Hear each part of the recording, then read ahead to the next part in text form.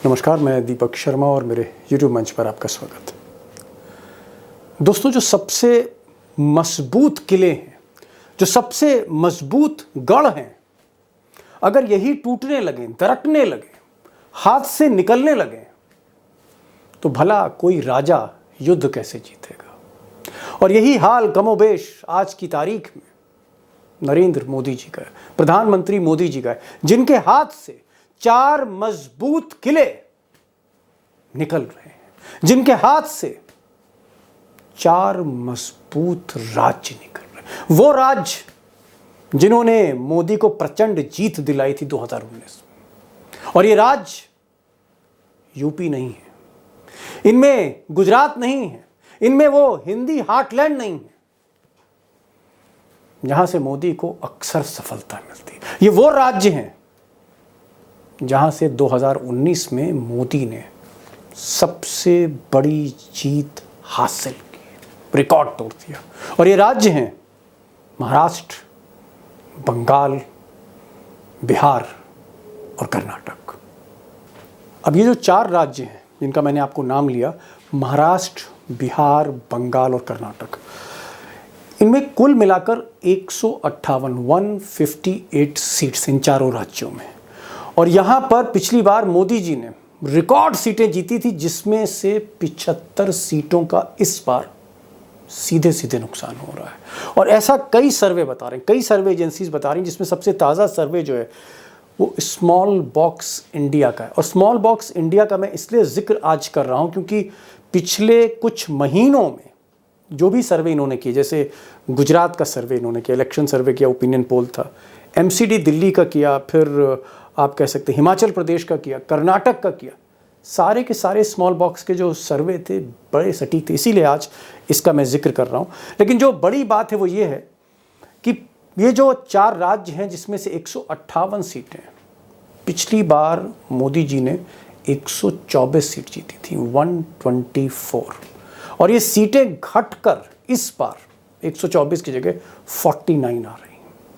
और आप अंदाजा लगा सकते हैं कि अगर 75 सीट का नुकसान है, 75 सीट्स का, तो जो 303 की टैली है, 303 का जो विनिंग फिगर है मोदी जी का 2019 का, सोचिए वो गिरकर वो संख्या कहां जा रही है, अंदाजा करिए आप।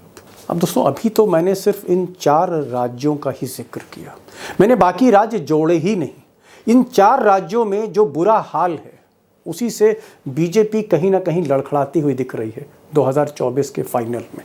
और आज एक एक्सपर्ट पैनल होगा, आज जो पैनल होगा वो आपके सामने पूरा एक्सरे करने जा रहा है कि आखिर मोदी जी और शाह साहब इन 4 बिग स्टेट्स में गलती क्या कर गए, कहां पर उनका दांव उल्टा पड़ा, आखिर क्या वजह थी कि उद्धव ठाकरे से लड़कर, शरद पवार से लड़कर, ममता बनर्जी से लड़कर, नीतीश कुमार से लड़कर, इन 4 राज्यों में मोदी जी ने इन लोगों से लड़कर, इन नेताओं से लड़कर, इन छत्रपों से लड़कर, इन रीजनल किंग से लड़कर मोदी जी ने, शाह साहब ने क्या हासिल किया, क्या गंवा दिया, क्या खो दिया। इस पर भी मैं एक बड़ी तस्वीर, बिग पिक्चर पेश करने जा रहा हूं। और सारी पिक्चर कहीं ना कहीं स्टैटिस्टिक्स, आंकड़े, तथ्य, सबूत, साक्ष्य, उन सब पे आधारित होगी, जो आपको एक तस्वीर दिखाएगी कि 2024 में, 2024 में मोदी जी की जो दिशा है, मोदी जी की जो दशा है, वो क्या होने वाली है। और मुझे लगता है कि दो बार 2014 और 2019 में उन्होंने महाराष्ट्र के बदौलत, कर्नाटक के बदौलत और 19 में बिहार के बदौलत, बंगाल के बदौलत शपथ तो ले ली। लेकिन क्या तीसरी बार मोदी जी शपथ लेंगे? क्या तीसरी बार शपथ लेने जा रहे हैं मोदी? इस सवाल का, इस बिग क्वेश्चन का भी आज आपको जवाब मिलेगा। और मुझे लगता है कि इस वीडियो को आखिर तक देखिएगा, क्योंकि जो आंकड़े हैं, जो फैक्ट्स हैं, वो वाकई चौंकाने वाले हैं। मैं ज़्यादा समय नहीं लूँगा, मैं आपको ले चलूँगा जावेद अंसारी के पास। 40-45 बरसों से जो हिंदू, इंडिया टुडे और तमाम बड़े अखबारों के पॉलिटिकल एडिटर हैं, दिल्ली बेस्ड जर्नलिस्ट हैं, बारीक निगाह रखते हैं, उनके पास मैं ले चलूँगा आपको। विवेक देशपांडे जो महाराष्ट्र और कर्नाटक की राजनीति को समझते हैं, वो नागपुर से जुड़ेंगे, इंडियन एक्सप्रेस के पॉलिटिकल एडिटर रहे। और हमारे साथ प्रोफेसर डॉक्टर रविकांत होंगे, आप कह सकते हैं जो एक बहुत बारीक निगाह रखते हैं कांग्रेस पर, भाजपा पे, और बहुत सहजता से समझाते हैं। ज़्यादा समय नहीं लूँगा, सीधे चलते हैं एक्सपर्ट पैनल के पास। बिग क्वेश्चन यही है कि अगर ये 4 राज्य जा रहे हैं तो फिर मोदी जी का क्या होने वाला है। मैं पहला सवाल जो है वो जावेद अंसारी से करूँगा। जावेद साहब, ये जो स्मॉल बॉक्स इंडिया है, इसके पिछले बार के जो सर्वे थे, चाहे वो गुजरात हो, चाहे वो हिमाचल प्रदेश हो, चाहे कर्नाटक हो, बहुत सटीक सर्वेक्षण थे, बड़ी एक्यूरेसी के साथ थे। और इसीलिए इस दौर में इस सर्वे कंपनी के जो ओपिनियन पोल हैं उसको मैंने एक आधार बनाया है। 4 राज्य में महाराष्ट्र, बंगाल, बिहार, कर्नाटक, चारों में बहुत खराब स्थिति है मोदी और शाह की। मैं महाराष्ट्र से बात शुरू कर रहा हूं, फिर धीरे धीरे मैं बाकी 3 राज्यों पे आऊंगा। महाराष्ट्र में पिछली बार जीत का सेहरा बंधा था। उद्धव ठाकरे और मोदी एक साथ लड़े थे, 48 में से 41 सीट ले गए थे, 41 आउट ऑफ 48। लेकिन इस बार और भी सर्वे हैं, लेकिन ये सबसे ताजा सर्वे है और इस सर्वे बता रहा है कि जो 41 सीटें जीती थी उसमें अब इस बार 12 सीटें मिलेंगी बीजेपी को। और एक बहुत बड़ा पार्टनर जो है उनसे जुदा हो चुका है, उद्धव ठाकरे, जो पिछली बार 18 सीटें लाए थे। तो 18 का तो यही नुकसान है। दूसरा ये है कि जो और सर्वेज आ रहे हैं, शाकाल के सर्वे आ रहे हैं, उसमें वोट परसेंटेज एनसीपी का भी नहीं घटा।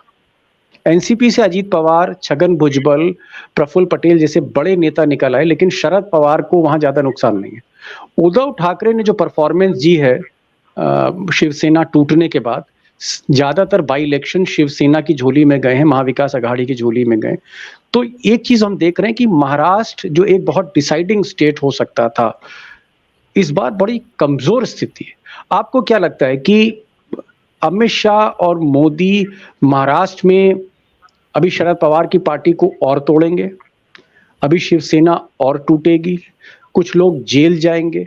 क्योंकि वोटर को समझाना बड़ा मुश्किल है। इस वक्त महाराष्ट्र में गुजरात वर्सेस महाराष्ट्र ज्यादा है। आप महाराष्ट्र की स्थिति को क्या देख रहे हैं? देखिए, महाराष्ट्र एक बहुत इम्पोर्टेंट अहम कड़ी है बीजेपी के पिछले बार के प्रदर्शन में, और वहाँ पे जो नुकसान संभवतः होने वाला है उसको पूरा करने के लिए, देखिए बीजेपी के बारे में एक चीज़ मान लीजिए, आप उनसे अग्री करें ना करें, आप उनके समर्थक हों, चरण चुंबक हो ना हो, लेकिन एक चीज़ तो जाहिर है कि बीजेपी एक एक इंच घास के, एक एक इंच ज़मीन के लिए लड़ती है। किसी चीज़ को वो खाली नहीं जाना, आराम से हारने वाले नहीं है, आसानी से मैदान छोड़ के जाएगी। एक एक इंच ज़मीन के लिए वो लड़ती है, वो कहीं कोई ग्राउंड कंसीड नहीं कर। वो बीजेपी हमसे और आपसे बेहतर वो जानते हैं कि महाराष्ट्र में या बिहार में या बंगाल में या और जगहों पे क्या स्थिति है। इसलिए जहां वो कोई भी हथियार इस्तेमाल करने से, कोई भी बटन पुश करने से गुरेज नहीं करेंगे। तो इसीलिए एनसीपी को तोड़ा गया, इसीलिए पहले उद्धव ठाकरे की पार्टी को तोड़ा गया। अब हो सकता है वो एनसीपी के 4 एमएलए 5 एमएलए और तोड़ लें, खलिहान हो सकता है ले जाएं, लेकिन खेत जो है, जहाँ जिसके वोट जिसके पास है वो है शरद पवार, और शरद पवार पे हर टाइप का इन्होंने दांव कर लिया। 2019 में प्रधानमंत्री जी ने खुद किया, फिर जो इन लोगों के बीच के लोग हैं, जो बहुत से कॉमन फ्रेंड्स हैं, ख़ास तौर पे पूंजीपति, उनको लगाया, भतीजे को तोड़ लिया, भतीजे से संदेशा भिजवा रहे हैं कि आपको कैबिनेट दे देंगे। शरद पवार, जब तक शरद पवार नहीं टूटते और अगाड़ी साथ रही तो बीजेपी को नाको चने चबाने पड़ेंगे। नाको चाहिए ना। मैं आ रहा हूँ जावेद भाई, आ रहा हूँ। बड़ी बात आपने कही। Javed Ansari, senior political editor, इनका ये कहना है कि अगर शरद पवार को नहीं तोड़ा तो फिर समझ लीजिए एनसीपी नहीं टूटी। विवेक देशपांडे, शरद पवार को तोड़ना सबसे जरूरी है, क्योंकि शरद पवार टूटेंगे तो महाविकास आघाड़ी टूटेगी, और महाविकास आघाड़ी टूटेगी तभी बीजेपी के लिए रास्ता खुलेगा। एकनाथ शिंदे को तोड़ने से उल्टा असर हुआ, दांव उल्टा पड़ा अमित शाह का। आपको क्या लगता है कि आज की स्थिति में ये जो सर्वे ओपिनियन पोल आ रहा है कि 12 सीटों पर कहीं ना कहीं बीजेपी या आप कह सकते हैं एनडीए फंसी हुई है, अभी भी क्या आपको लगता है महाराष्ट्र में एडवांटेज शरद पवार, कांग्रेस, उद्धव ठाकरे है?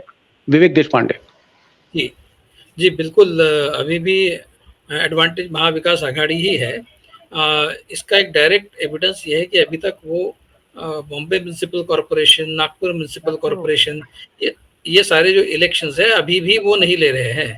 अगर उनकी ताकत बनी है एनसीपी तोड़ने से और शिवसेना तोड़ने से, तो फिर क्यों नहीं ये इलेक्शंस लेते हैं? मतलब ये सिर्फ नागपुर और मुंबई की बात नहीं है, ये बहुत सारे करीब करीब 150 के ऊपर लोकल सेल्फ गवर्नमेंट के इलेक्शंस होने बाकी है। वो कहीं भी वो स्टेप नहीं ले रहे, इसलिए कि उनको पता है कि अभी भी वो वीक है। इसलिए कोशिश जारी है कि वो शरद पवार पर भी डोरे डाल रहे हैं। वो चाहते हैं कि शरद पवार, सुप्रिया सुले ये भी उनके साथ आ जाए। हालांकि हो नहीं रहा उस तरह से, जिस तरह से वो चाहते हैं वो हो। मैं एक चीज और देख रहा हूँ विवेक भाई, मैं एक चीज और देख रहा हूँ। ईश्वर लाल जैन ये ट्रेजरर रहे एनसीपी के, बहुत पुराने साथी रहे शरद पवार के। शरद पवार ने इनको एकदम गले से लगा के रखा। इनका लड़का तो चला गया अजीत पवार के साथ, लेकिन तमाम प्रेशर था कि ईश्वर लाल जैन को लेके आना है, क्योंकि वो ट्रेजरर रहे। ईश्वर लाल जैन नहीं आए, वो शरद पवार के साथ रहे। और फिर हमने देखा कि कल ईश्वर लाल जैन जो बिजनेस से जुड़े हुए, उनके 17-18 ठिकानों पे ईडी के छापे पड़े, उनके बैंक के खाते सील कर लिए, उनके घर की ज्वेलरी है वो जब्त कर ली है। ये जो ईडी के छापे अभी भी पड़ रहे हैं आपके महाराष्ट्र में, इसका जनता में क्या संदेश जा रहा है? क्या ये एक निगेटिव छवि बन रही है या इससे बीजेपी को फायदा हो रहा है ईडी के छापों से? नहीं, इसकी निगेटिव छवि ही बनी है। देखिए, जिस तरह से प्रधानमंत्री जी ने कहा अभी 70,000 करोड़ का जिन्होंने घपला किया है उनको हम जेल में भेजेंगे, इस तरह की बात कहने के बाद अगर 4 दिन के बाद वो सारे लोगों को अपने साथ पावर में ले लेते हैं, उनको मिनिस्टर्स बनाते हैं, डिप्टी चीफ मिनिस्टर बना देते हैं, तो लोगों में बहुत गलत मैसेज गया है, इसमें कोई शक नहीं है। डॉक्टर साहब, दो पॉलिटिकल एडिटर के बीच में आप बैठे हुए हैं, पॉलिटिकल एनालिसिस्ट, राजनीतिक शास्त्री। ये जो दोनों जावेद साहब ने और विवेक साहब ने कहा, आपको क्या लगता है कि इन दोनों का ये कहना था कि कहीं ना कहीं दांव उल्टा पड़ा? अमित शाह और मोदी का जो ऑपरेशन महाराष्ट्र है उसकी टाइमिंग ठीक नहीं थी। उन्होंने जिस तरह से छापेमारी करी, इनकम टैक्स, ईडी, उससे एक नेगेटिव सेंस गया महाराष्ट्र के वोटर में। आपको क्या लगता है कि जब आदमी थोड़ा कमजोर होने लगता है तो क्या दिमाग भी कमजोर होने लगता है? तो क्या चाल भी कमजोर होने लगती है, दांव भी कमजोर होने लगता है? ये दांव उल्टे क्यों पड़ रहे हैं चाणक्य के? देखिए दीपक जी, जब समय बुरा होता है तो हर दांव दगा दे जाता है। तो वो जो एनसीपी को तोड़ रहे हैं, शिवसेना को तोड़ रहे हैं, इसका रिएक्शन होगा महाराष्ट्र की जमीन पर। महाराष्ट्र वो प्रांत है जिसकी अपनी मराठी अस्मिता की राजनीति लंबे समय से रही, और दूसरा उसका पार्ट है हिंदुत्व का, जो शिवसेना और बीजेपी के जरिए चलता रहा है। लेकिन आज की तारीख में जब शिवसेना को तोड़ा गया, जब शरद पवार को तोड़ा गया, मैंने एनसीपी को तोड़ा गया, इस हिंदुत्व के ऊपर वो मराठी अस्मिता की राजनीति पहुंच गई। तो इस और ये जो आपने कहा था ना कि गुजरात बनाम महाराष्ट्र की जो राजनीति हो गई है, गुजरात लॉबी, एक वो बहुत बड़ा फैक्टर। दूसरा, सिंपैथी एनसीपी और शिवसेना के साथ हो गई जमीन पर। तो जमीन पर जो केमिस्ट्री है वो बीजेपी के खिलाफ जा रही है इस समय। सिंपैथी उन दोनों पार्टियों के साथ हो गई। और तीसरा जो बड़ा फैक्टर है वो है राहुल गांधी की लोकप्रियता। कांग्रेस को आप इसमें से खारिज नहीं कर सकते। राहुल गांधी बहुत तेजी से लोकप्रिय है महाराष्ट्र में, वो सबसे लोकप्रिय नेता है महाराष्ट्र के। एक जो सर्वे आया था और वो सर्वे शरद पवार के अपने परिवार के किसी पत्र का था, और वो एक बहुत विश्वसनीय सर्वे था। इसलिए तीनों का ये जो तीनों का गठजोड़ है वो महाराष्ट्र की राजनीति को बदल रहा है, और इसलिए ये जो सर्वे है उस पर आप संदेह नहीं कर सकते। डॉक्टर साहब, आपने एकदम सही आपने कहा। जावेद भाई और विवेक देशपांडे, इन दोनों का ये कहना है कि अरिथमेटिक बदल रही है, और आपने ऐड किया कि मराठी वर्सेस गुजराती बनने से केमिस्ट्री भी बदल रही है। तो ये जो छापा जो है ये केमिस्ट्री बदल रहा है। और ये जो पार्टी तोड़ी, लेकिन जैसा कि जावेद साहब ने कहा कि फसल लेने से कुछ नहीं होगा, खेत लीजिए। खेत तो अभी भी उद्धव ठाकरे के पास है, खेत अभी भी शरद पवार के पास है। तो खेत नहीं बदला, अरिथमेटिक नहीं बदली। तो मुझे लगता है कि महाराष्ट्र के जो फिगर है थोड़े रियलिस्टिक मुझे लगता है कि कहां 41 और कहां 12। मैं अब सीधे महाराष्ट्र से दूसरे छोर पे जा रहा हूं, पश्चिम से ठीक पूरब की तरफ, और बात मैं बंगाल की करना चाह रहा हूं। बंगाल में पिछली बार 18 सीटें जीती थी मोदी जी ने, चमत्कार माना जा रहा था 2019 में, जो भी उसकी वजह रही हो, इस बार स्थिति अच्छी नहीं है। एक तो ममता बनर्जी और वहां पर लेफ्ट भी थोड़ा सा सॉफ्ट है, कांग्रेस से उनकी गलबैयां हो रही हैं ममता बनर्जी की, और बीजेपी के तमाम बड़े नेता, आप कल्पना कीजिए बाबुल सुप्रियो जो आवाज थे, चेहरा थे मोदी जी के, वो छोड़ के मंत्री की कुर्सी छोड़ गया वो आदमी और ममता बनर्जी के साथ चला गया। कहने का मतलब यह है कि बंगाल में वो स्थिति नहीं थी जो 2019 में, और शायद इसीलिए पिछली बार 18 सीटें मिली थी, इस बार सीधे सीधे 10 सीटों का नुकसान बंगाल में हो रहा है।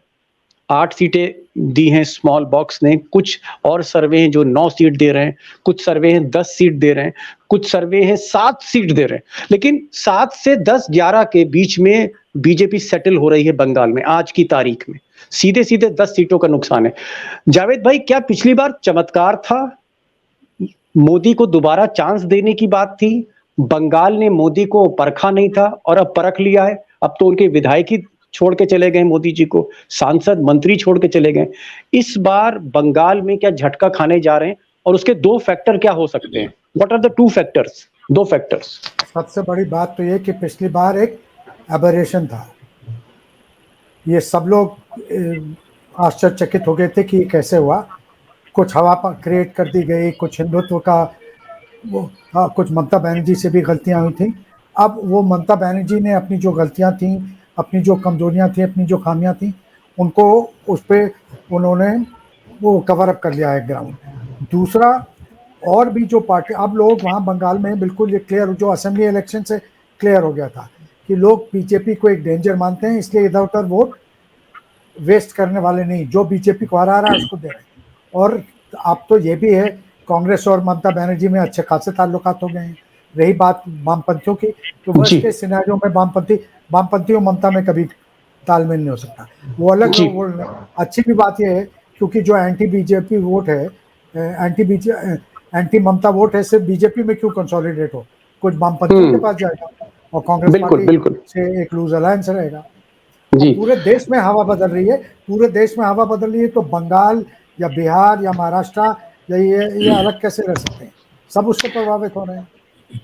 विवेक देशपांडे, एक छोटा सा कमेंट बंगाल के ऊपर। आपको लगता है कि जो स्ट्रैटेजी रही, जिस तरह की स्ट्रैटेजी अमित शाह ने या मोदी जी ने बंगाल में बनाई थी, ध्रुवीकरण करने की कोशिश करी थी, कम्युनल पोलराइजेशन करने की कोशिश करी थी, हर तरह के हथकंडे अपनाए गए थे, दीदी और दीदी से लेकर हर तरह का लांछन लगा, सीबीआई भी, ईडी भी, इनकम टैक्स भी, आज भी ममता बनर्जी के भतीजे जो है उनको फंसा रखा है ईडी ने। आपको लगता है कि ये सारे हथकंडे काम नहीं आए और बंगाल की जो जनता है बहुत मैच्योर है, समझ गई है कि कुछ होने वाला नहीं है? 18 सांसद दिए, उसमें से कई सांसद वापस भाग गए, उन्होंने बीजेपी को छोड़ दिया। आपको क्या लगता है कि इधर इस बार 18 सीटें नहीं मिलने वाली मोदी जी को? That was the peak performance 2019 का। बेशक 18 सीट नहीं मिलेगी। देखिए, बंगाल में जिस बीजेपी एक मामले में नहीं, कई मामलों में बंगाल में ममता बनर्जी से पीछे है। मतलब बीजेपी का एक बहुत स्ट्रांग पॉइंट है दबंगाई, मसल पावर, मनी पावर, उसमें भी ममता बनर्जी उनको मात देती है। बाकी तो सब ठीक है, मतलब जो भी हिंदुत्व वगैरह है उस फ्रंट पर भी बंगाल और बाकी स्टेट्स में फर्क ये है कि बंगाल में मुस्लिम पॉपुलेशन बहुत ज्यादा है बाकी स्टेट्स के मुकाबले। तो जो हिंदुओं का एक एग्रीगेशन है जो बीजेपी को करना है, वो वहां पर उस लेवल का हो ही नहीं सकता जिस लेवल का जैसे मान लीजिए उत्तर प्रदेश में हो सकता है, मध्य प्रदेश में हो सकता है, जहां पर हिंदुओं की पॉपुलेशन बहुत ज्यादा है, 90%, 80-90% है। बंगाल में वो नहीं हो पा रहा है। मतलब कितने भी अगर एग्रीगेट कर ले तो उतने हिंदू उनके साथ में नहीं जाएंगे जितने बाकी स्टेट्स में जा सकते हैं। वो एक फैक्टर के खिलाफ काम करता है, मसल पावर, मनी पावर, ये दोनों। और पॉपुलैरिटी की जहां तक सवाल है, ममता बनर्जी मोदी जी से और बीजेपी से तृणमूल कांग्रेस ज्यादा पॉपुलर है, तो किसी लिहाज से जो भी 2019 में हुआ वो इस बार रिपीट करने की पॉसिबिलिटी नहीं है। जी प्रोफेसर साहब, जो हम महाराष्ट्र में देख रहे हैं, जो आप कह रहे थे मराठी अस्मिता, तो मुझे लगता है उतनी ही अस्मिता की अहमियत बंगाल में भी है, बंगाली कल्चर। आपको लगता है कि ममता बनर्जी पहली नेता थी जिन्होंने कहा ये 2 गुजराती बाहर के लोग हैं, ये 2 बाहरी लोग हैं, यहां तक कि उन्होंने गुंडा तक कह दिया था कि ये गुंडे ही नहीं चलेगी बंगाल में। आपको लगता है कि मोदी और शाह बहुत हद तक आइडेंटिफाई हो गए हैं गुजरात से? और महाराष्ट्र में भी उनको यही सामना करना पड़ रहा है, महाराष्ट्र वर्सेस गुजरात, और यही सामना उनको बंगाल में भी करना पड़ा कि ये आउटसाइडर हैं। क्या आपको लगता है कि ये फैक्टर काम किया ममता का और इस बार और ज्यादा धार से काम करेगा? डेफिनेटली। देखिए, एक तो ये जो आपने जो कहा ना कि महाराष्ट्र और बंगाल, मैं भी उसी पॉइंट पर ध्यान दे रहा था। ये दोनों ही स्टेट ऐसे हैं जहां की अपनी जो अस्मिता है वो ज्यादा पावरफुल है, महाराष्ट्र की भी और बंगाल की भी। और उसी अस्मिता की राजनीति के जरिए ममता बनर्जी ने काउंटर किया था नरेंद्र मोदी की अपनी धर्म और जाति की पॉलिटिक्स को। दीपक जी, इस पर जरा गौर कीजिएगा, बंगाल में पहली बार भारतीय जनता पार्टी ने जाति की पॉलिटिक्स की है। दलितों, आदिवासियों और पिछड़ों को, थोड़ा जो कमजोर पिछड़े हैं उनको जोड़ने के लिए जो घेराबंदी की है मोदी जी, तो बांग्लादेश के एक मंदिर तक पहुंच गए थे जो उनके समुदाय के मंदिर थे। उस पॉलिटिक्स के जरिए ही बंगाल में भाजपा स्थापित हुई है, जो भी अभी वहां पर है। लेकिन उसके ऊपर जो बंगाली अस्मिता है और ममता बनर्जी ने जिस तरह का हमला किया था और जो संघवाद पर हमला हुआ है कि केवल एक गुजराती शासन चल रहा है, गुजराती उपनिवेश हो गया है ये जो भारत है, इस राजनीति के जरिए ममता बनर्जी ने भाजपा को आईना दिखाया और रास्ता भी दिखा दिया था जाने का। और ये इशू इस समय और ज्यादा मजबूती के साथ सामने आ रहा है। जिस तरह की आप छापेमारी कर रहे हैं, लोगों को गिरफ्तार कर रहे हैं, और जो आपके पाले में ना आए तो वो गिरफ्तार होगा, जो आ जाए तो वो पाक साफ हो जाएगा। ये अब लोगों को बहुत स्पष्ट दिखने लगा है। इसलिए मुझे लगता है कि अब ये जाति वाला जो कार्ड है ये थोड़ा मजबूत है अभी भी बंगाल में बीजेपी का। ये शायद उतना अब कारगर नहीं होगा और इसलिए वो डाउनफॉल आपको दिख रहा होगा उस सर्वे में। जी, वैसे भी अटल जी का नारा था कि सबको परखा बार बार एक बार परखो। अटल जी को एक नारा था, हमको परखो एक बार। कितनी बार बंगाल परखेगा? परख चुका है मुझे लगता है। बिहार पर हम आएंगे, लेकिन बिहार से पहले हम कर्नाटक लेना चाहते हैं। कर्नाटक इसलिए इंपॉर्टेंट है क्योंकि अमित शाह साहब ने कहा था कि अगर हार भी गए हैं विधानसभा तो लोकसभा का माइंडसेट दूसरा है। लोकसभा में लोग मोदी जी को देखते हैं, और कर्नाटक में विधानसभा में भले ही बीजेपी हार गई हो लेकिन लोकसभा में वापस आएगी पूरी ताकत के साथ। लेकिन सर्वे बता रहा है कि पिछली बार 26 सीटें मिली थी, 28 में से क्लीन स्वीप था एक तरह का कर्नाटक में। इस बार 10 सीटें कम हैं, 16 सीटें हैं। और सिर्फ ये एकमात्र सर्वे नहीं, कई सर्वे भी इस तरफ इशारा कर रहे हैं कि बीजेपी को कर्नाटक में नुकसान होने जा रहा है। येदुरप्पा अभी भी नाराज हैं, बम्बई कुछ कर नहीं पाए।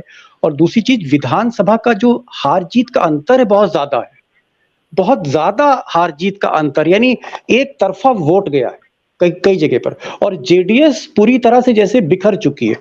ऐसी स्थिति में जावेद साहब, आपको क्या लग रहा है कि विधानसभा में जो नतीजे मिले उससे मिलते जुलते नतीजे हमें लोकसभा में मिलेंगे, या फिर लोकसभा में नतीजे पलट जाएंगे कर्नाटक में, या इस बार something new is going to happen? मुझे लगता है कि इस बार कुछ नया होगा। वैसे आपका अगर ये जिस सर्वे का हम लोग जिक्र कर रहे हैं, जिस पे चर्चा कर रहे हैं, उसके मुताबिक सिर्फ 10 ही सीट कम होगी। ये देखा गया है कि पहले भी जब तीनों स्टेट्स में बीजेपी हार गई थी, मोदी जहां कैंडिडेट थे वहां रिजल्ट दूसरा था।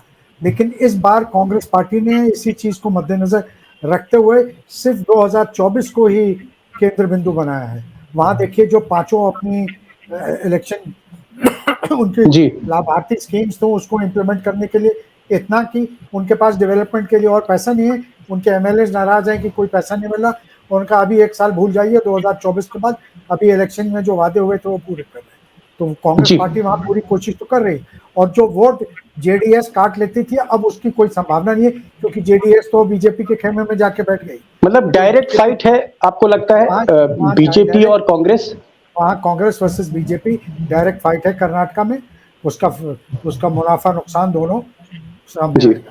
जी, विवेक देश पांडे, ये जो तस्वीर आप देख रहे हैं डीके शिव कुमार की तस्वीर है। डीके शिव कुमार को लोग कहते हैं कि ये कर्नाटक के कांग्रेस के अमित शाह हैं, यानी जितने दांवपेच अमित शाह के पास हैं उतने ही कांग्रेस के अध्यक्ष और deputy chief minister DK Shiv Kumar के पास है।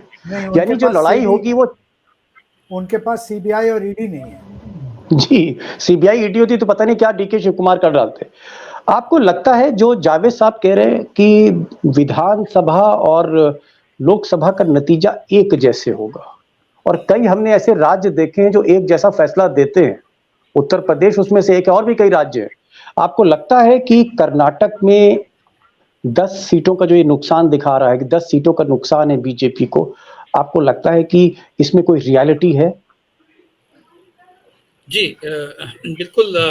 देखिए, कर्नाटक में जिस जिस तरह से रिजल्ट आए हैं, मैंने इसके पहले भी कई पैनल डिस्कशन में कहा कि वहां पर बीजेपी के जो सारे स्ट्रांग पिलर्स है, मतलब मोदी जी की पर्सनैलिटी कल्ट है, अमित शाह का इलेक्शन मशीनरी है, लाभार्थी पॉलिटिक्स है, हिंदुत्व और नेशनलिज्म का प्लैंक है, उनका नैरेटिव है, और उनका ये जो केंद्रीय जांच एजेंसियों का जो दुरुपयोग वो करते हैं, वो ये सारी चीजें जो है वो किसी काम नहीं आई।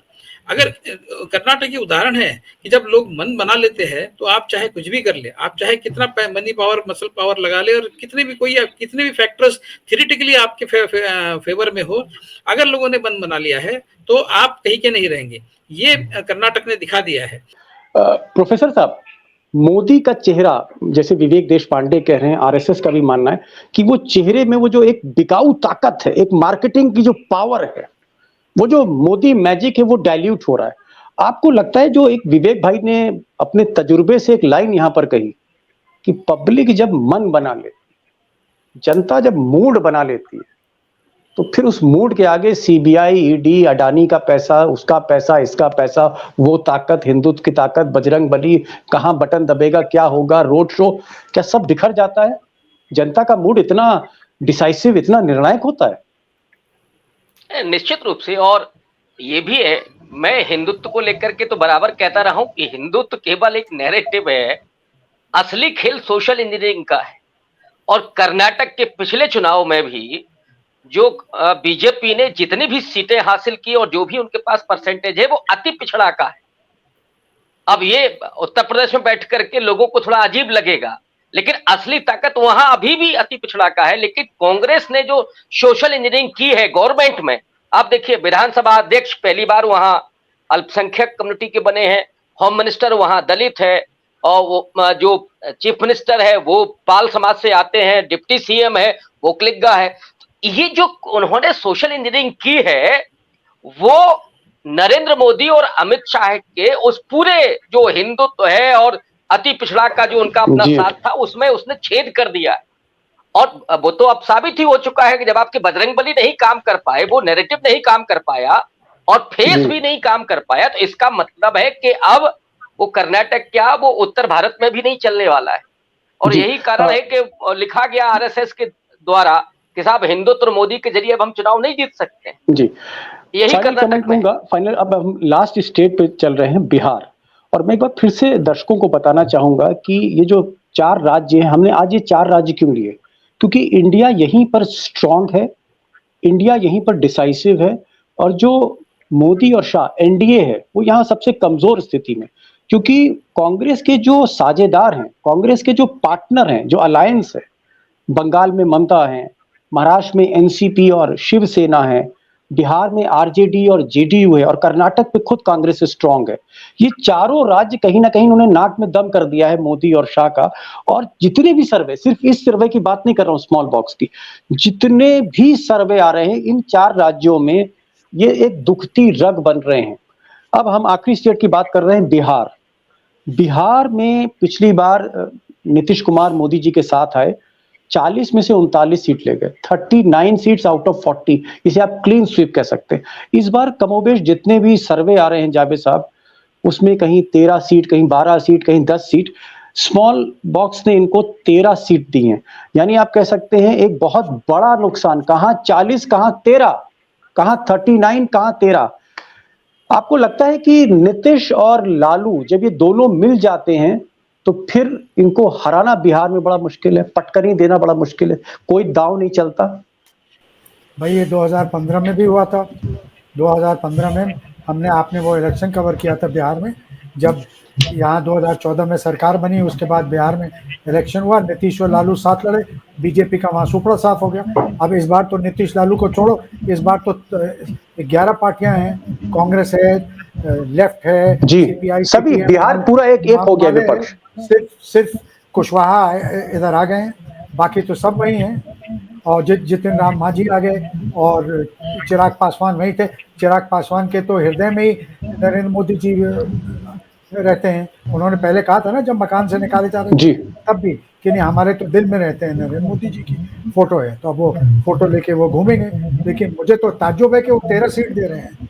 मुझे कोई आश्चर्य नहीं होगा कि ये सिंगल डिजिट में रहे वहां, सिंगल डिजिट में रहे, सिंगल डिजिट। विवेक जी, जो खबरें पटना से आ रही हैं, और मैं बहुत जिम्मेदारी के साथ आपको बता रहा हूं और अपने दोस्तों को बता रहा हूं कि ईडी का जो डिप्लॉयमेंट है, ईडी की टीम है, वो दुगनी हो गई है। और कल भी वहां कुछ छापेमारी की बात हो रही थी। उससे पहले नीतीश कुमार के दो खास आदमी, एक लल्लन सिंह जो अध्यक्ष हैं और दूसरे उनके फाइनेंस मिनिस्टर, उनके रिश्तेदारों क्या ईडी के छापे पड़े थे। तो ईडी की घेराबंदी जो है वो जेडीयू पे है। उधर तेजस्वी का बयान हो चुका है, इंटरोगेशन हो चुका है। लालू परिवार के कई और लोग भी ईडी और सीबीआई के निशाने पे। आपको लगता है ये जो अंतिम सीबीआई और ईडी का कार्ड खेलने जा रहे हैं, ये कार्ड ट्रम्प कार्ड होगा अमित शाह का, ये कार्ड फेल होने जा रहा है? अब ईडी सीबीआई का कोई असर नहीं होने वाला। अब तेजस्वी या नीतीश कुमार के लोग डरने वाले नहीं है। मैंने तो कहा कि कर्नाटक में वो कुछ नहीं चला ना। कर्नाटक में उन्होंने कोशिश की, महाराष्ट्र में भी वो उनकी कोशिश चली रही है। लेकिन महाराष्ट्र में जिस तरह से वो डरे हुए हैं, तो उनको समझ में आ रहा है कि इससे काम नहीं होने वाला। लेकिन फिर भी अभी क्या है कि मरता क्या न करता वाली स्थिति है। उनको ये सब करना ही है, उसके अलावा उनके पास कोई रास्ता नहीं। उनको हिंदुत्व की बात करनी है, उनको केंद्रीय जांच एजेंसियों से काम चलाना है, ये सब करना ही है।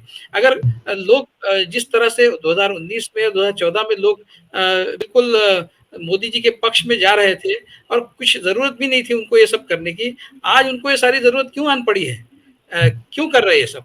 इसीलिए कर रहे हैं ना कि बात उनके खिलाफ जा रही है, ग्राउंड लेवल जो है उनके खिलाफ जा रहा है, तभी तो ये सब कर रहे हैं ना। इसकी जरूरत इसीलिए आन पड़ी है। तो वो मुझे लगता है, जैसे मैंने कहा कि लोगों ने मन बना लिया है तो कुछ नहीं होगा।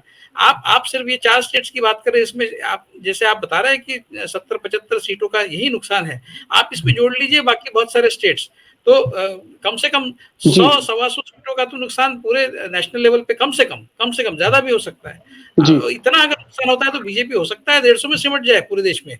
विवेक जी, मैं फाइनल टैली दे रहा हूं और एक एक सवाल सबसे पूछूंगा, फाइनल कमेंट्स लूंगा। और मैं पहले प्रोफेसर साहब के पास जा रहा हूं। प्रोफेसर साहब, ये जो 4 राज्य है, महाराष्ट्र, बंगाल, बिहार, कर्नाटक, 158 सीटें हैं। पिछली बार 124 मिली थी, इस बार 49 सीटें मिली। 75 सीटों का नुकसान है, यानी मोदी जी 228 तक नीचे आ जाएंगे। कहां 303, कहां 228। और हो सकता है इसमें, हालांकि उत्तर प्रदेश, गुजरात अभी भी उनका इंटैक्ट है, मध्य प्रदेश, छत्तीसगढ़, राजस्थान ये भी इंटैक्ट है, उत्तराखंड, हिमाचल भी इंटैक्ट, कई राज्य इंटैक्ट हैं। असम में भी अच्छा परफॉर्म कर रही है। लेकिन अगर इसमें हम कुछ और राज्य जोड़ दें तो हो सकता है ये टैली 228 से भी नीचे चली जाए। It could come to 210, 200 touch करे। ऐसी स्थिति में आपको लगता है कि भले ही बीजेपी सिंगल लार्जेस्ट पार्टी रहेगी, लेकिन मोदी जी को कोई सपोर्ट नहीं करेगा, नवीन पटनायक सपोर्ट नहीं करेंगे, जगन मोहन रेड्डी सपोर्ट नहीं करेंगे, हो सकता है बीजेपी में बगावत हो जाए, कोई राजनाथ, कोई नितिन गडकरी वहां से निकले, या हो सकता है कि जो बाकी फेंस सिटर हैं जैसे नवीन पटनायक, जगन मोहन रेड्डी या फिर तेलंगाना के केसीआर, इस तरह के लोग आगे आके इंडिया को ही सपोर्ट कर दें। 225 सीट अगर है या 225 के नीचे मोदी जा रहे हैं, फिर आपको क्या दिख रहा है? फाइनल कमेंट, फिर मैं जावेद जी और विवेक जी के पास आऊंगा। फाइनल कमेंट प्रोफेसर साहब। दीपक जी, अभी थोड़ा और वक्त बीतने दीजिए ना। इस सर्वे में ही आप देखेंगे कि 150 पे पहुंच रही है बीजेपी। ये अवसर ही नहीं होगा कि सपोर्ट के जरिए मोदी जी सत्ता फिर से हासिल कर सके। और मुझे तो आप राजस्थान को देखिए, वसुंधरा राजे के साथ अगर उन्होंने ठीक ठाक व्यवहार नहीं किया तो लोकसभा में क्या वो सपोर्ट करेंगी या पलटवार वो करेंगी? गुजरात लॉबी के साथ जो सबसे बड़ी प्रॉब्लम है वो है उसका जो अपना इंटरनल सपोर्ट है। अगर ये लॉबी कमजोर होती है तो बहुत तेजी से वो वापस आए। गडकरी जी क्या करेंगे, योगी आदित्यनाथ जी क्या करेंगे, या मध्य प्रदेश में क्या होगा?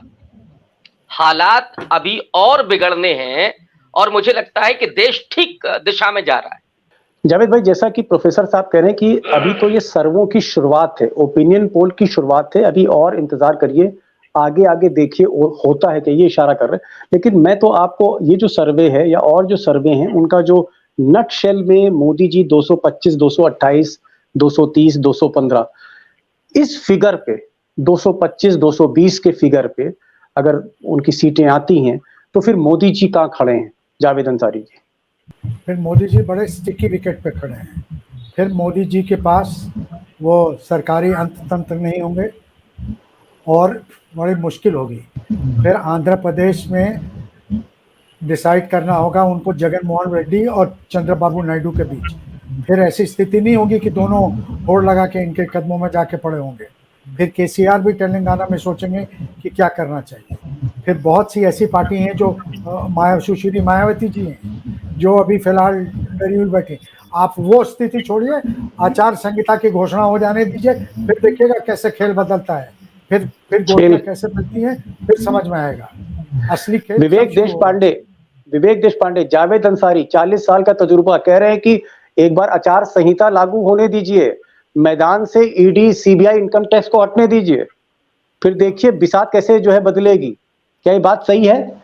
ऐसे कई पार्टियां हैं मायावती जैसी जो इंतजार कर रही हैं आचार संहिता का। और क्या 225 पर अगर मोदी हैं तो फिर कोई मदद करने वाला नहीं है? एग्जैक्टली मैं देखिए मायावती जो कह रही है वो उनका एक स्टेटमेंट है, बहुत इंटरेस्टिंग है। वो कहती है कि हम मजबूत सरकार से ज्यादा मजबूर सरकार के साथ जाएंगे। वो बहुत स्पष्ट तरीके से बता रही है कि हम बीजेपी के साथ नहीं जाएंगे। वो नाम नहीं ले रही है लेकिन मजबूत और मजबूर वाला फर्क कर रही है। हालांकि ये बात अलग है उस समय बीजेपी भी मजबूर रहेगी लेकिन वो कम मजबूर जो है उनके साथ जाएगी। तो कुल मिला के मायावती क्या और जैसे बीजेडी और वाईएसआर जो है ये दो पार्टियां आज दिख रही है बीजेपी के साथ, लेकिन उनको भी पता है कि बीजेपी क्या है, मोदी शाह क्या है। जब उनको पहला मौका मिलेगा कि इनका साथ छोड़ने का पहला मौका जब उनको मिलेगा, क्योंकि उनको पता है आज कल जो बाकी पार्टियों के साथ हुआ वो उनके साथ भी हो सकता है, तो पहले मौके पर वो बीजेपी का साथ छोड़ेंगे ऐसा मुझे लगता है। बीजेपी के जी आप तीनों लोग आए और जावेद अंसारी, विवेक देशपांडे, एक बहुत बड़ी जबरदस्त ग्रिप आप लोगों की है देश की राजनीति पर। और फिर प्रोफेसर साहब का जो जिस तरह से प्रोफेसर साहब समझाते हैं वाकई राजनीति की पाठशाला लगा देते हैं। और मुझे बहुत से इस तरह के रिएक्शंस मिलते हैं कि बहुत आसानी से चीजों को समझाते हैं। जो लब्बो लुआब जो आप लोगों की बातचीत का निष्कर्ष निकल रहा है, जो 4 राज्य हमने लिए, ऐसा लगता है कि कहीं ना कहीं वो जो मोदी मैजिक है जिसके बारे में सबसे पहले आरएसएस ने कहा था, उसकी मुख्य पत्र ने कहा था ऑर्गेनाइजर ने कि मोदी मैजिक ढल रहा है, जादू ढल रहा है। दूसरी चीज 10 साल की एंटी इनकम्बेंसी है। और सबसे बड़ा सवाल है कि पिछली बार लोगों में एक नैरेटिव बना था कि एक मौका मोदी जी को और दो, और विपक्ष यूनाइटेड नहीं था। इस बार विपक्ष बहुत जबरदस्त यूनाइटेड है और लोग कह रहे हैं कि भाई इस बार तीसरी बार मौका किस लिए, आपने किया क्या। तो बहुत से ऐसे फैक्टर हैं जिसमें अगर आप महंगाई जोड़ दें, बेरोजगारी जोड़ दें, बीजेपी की अपनी आंतरिक कलह जोड़ दें और मोदी जी का जो एक वीक रिपोर्ट कार्ड अगर आप जोड़ दें, तो सिनेरियो ऐसा ही लगता है कि मोदी जी जिस तरह के सर्वे आ रहे हैं 225, 230, 235, 210, 215 कुछ भी हो सकता है। और मुझे लगता है कि आने वाला समय और निर्णायक होगा, जैसे प्रोफेसर साहब ने कहा कि आगे आगे देखिए होता क्या है, कुछ और ओपिनियन सर्वे आने दीजिए। और एक जावेद साहब ने जो अंतिम बात कही कि आचार संहिता का इंतजार करिए, कुछ डरे हुए नेता, कुछ डरी हुई पार्टी, उनका दिल खुलेगा, बढ़ेगा, और वो जब अपना कार्ड, जो फेंस सिटर्स हैं, वो जब सामने आएंगे इंडिया के छाते के तले, तो ये पूरी जो बाजी है और तेजी से पलट सकती है। बहरहाल आप तीनों का बहुत बहुत शुक्रिया, आपने अपने बिजी शेड्यूल से समय निकाला, चीजों को सामने रखा। Thank you so much.